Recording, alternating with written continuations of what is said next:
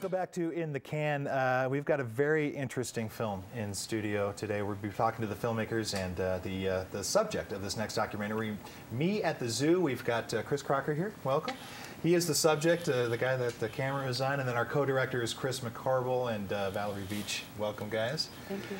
So first, let's set things up, because Chris, you're kind of a YouTube phenomenon a little bit. You're kind of a famous guy out there. How did you get into the mindset of this audience? I mean, tell us how, first of all, you came to light on YouTube. Mm-hmm.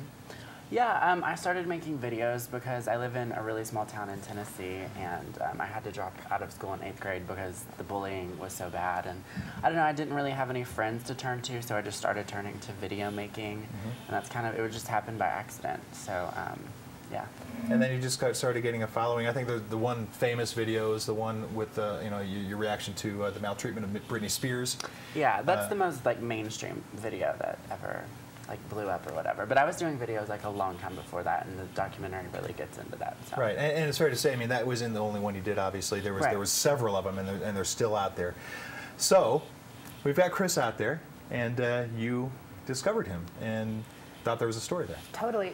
Initially our documentary started as a broader case study on reality television and how social media and the internet kind of have changed the way that we perform ourselves. And as we started to research for our film and interview people, we just began to see Chris's story as really being emblematic of a lot of the themes that we were trying to get at initially. So it was really exciting to be able to use all of his media and tell a broader kind of social story through his biographical story. Well, and that kind of begs the question then. I mean, you had an idea going in of what you wanted this to be, yet here you have this subject here who may have altered or switched the story a little bit of what you wanted to tell. Yeah. So you started out at A. Tell me how you got to Z, I guess, is the question. Yeah. Well, I mean, it was about 3 years of working on this, and like Valerie said, initially we were doing sit-down interviews, and it was more essay style. And then, we were always fans of Chris's videos and wanted to just interview him for this other film because we saw it as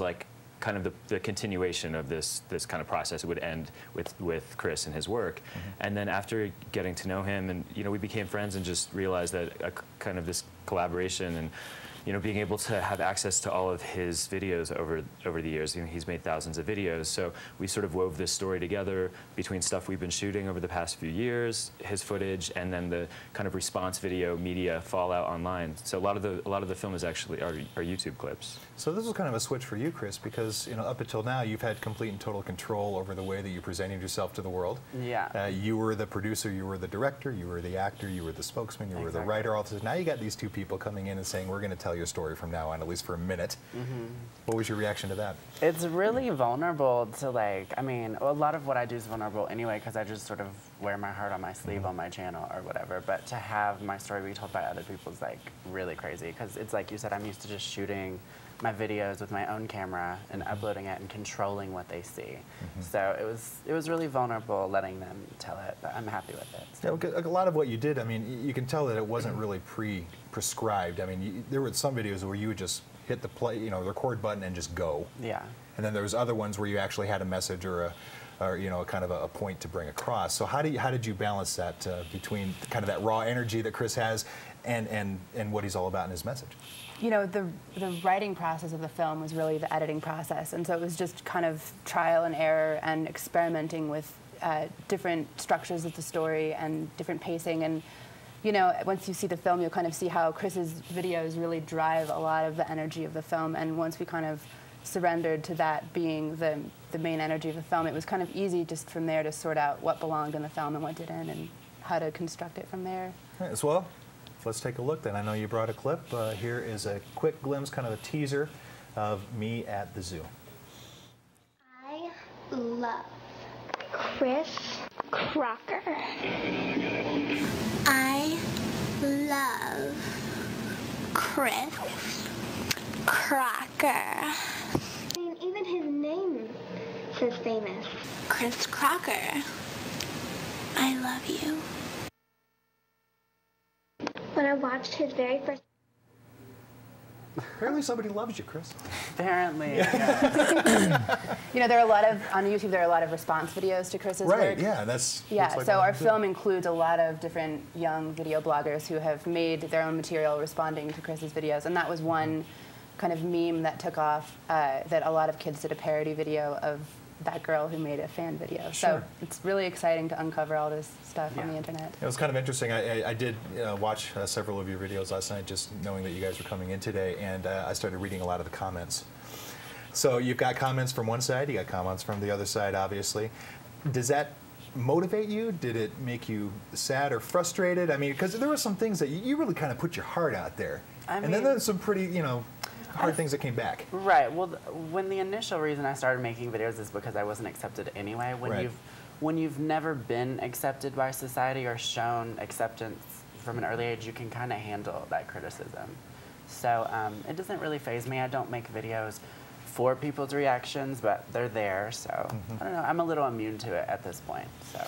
Speaking of reaction, I know that the film is already screened, and we were talking a little bit before we started that you know, there's several venues at Sundance. You had a screening in Salt Lake, which you know, I would hope you got a good response. And but then you were talking to the other about the fact that you screened up at the Sundance Resort, which is on the Utah Valley side. And for those of you who understand Utah, Utah Valley is a very conservative part of Utah as you move down into central Utah. But a lot of the Provo crowd comes up there. You had a little different reaction when you screened up there. I noticed that, yeah. Yeah. Tell me about it. Well, the first premiere night, I think there were fans and people there that knew this was going to be my story, and they were a little more already ahead. They knew who you were. They knew what to expect. They knew who I were. And then last night, I was even telling people, I was like, is this more like an older conservative crowd? I felt that energy within the room. So, I mean, yeah, I expected there to be a little bit different of a reaction, which I saw. You know, I think part of it is also there's a little bit of a generation gap in terms of what we're used to watching and how we're used to watching. Well, and how we do it. And, right? and with, social with media film, itself is still a very young medium. Right. Exactly. Yeah. And then the sort of switching between high-low media, I think, for us it's very natural because we've been, constructing the film in this way, and we're so used to watching YouTube videos and watching stuff online. I think that for certain people that is jarring, Well, there's that, and then the fact that, like, let's face it, I'm not America's sweetheart. I'm a little controversial. So, I mean, I expected those things. I don't know. I don't take that stuff personal. Like, that's, like, expected to me. Right, but isn't that the idea what independent film should be, though? It should be provocative. I mean, you should be open to all different kind of viewpoints, the same way that you've been open to that on your website. Yeah. I mean, I'm open to the criticism. I just hope that more people are open to taking a closer look at something maybe they're not comfortable watching. I mean, that's kind of the point, is you don't have to like it, but at least take in the film and learn from it, You don't have to like me. Well, you know what? If you go in with that attitude, then how in the world are you? No, I'm just. That's the idea, though, right? Yeah. I mean, the fact that it kind of lends credence to what you're doing, Chris. Because if you really cared about, what people thought about what you're having to say, this really wouldn't be all that interesting to most people. Right. Don't you think? Yeah. But it was interesting to the filmmakers, and you picked a good project, and the film came out well. You're excited to be here all week. We're going to be showing it. And do you have any idea what's going to happen with the film after we're done? Yeah, HBO is going to play it in their summer series, so it'll be available on HBO this summer. June or July is the word. And then, after that, we're just, going to try to get it on as many platforms as we can and get it out there. All right. Well, thanks for joining us. Really do appreciate you being here. The film is Me at the Zoo. Chris Crocker, thank you for being here. And the film's directors, Chris Moukarbel and Valerie Veatch. We really appreciate you coming by. More in the can after this. Stay tuned.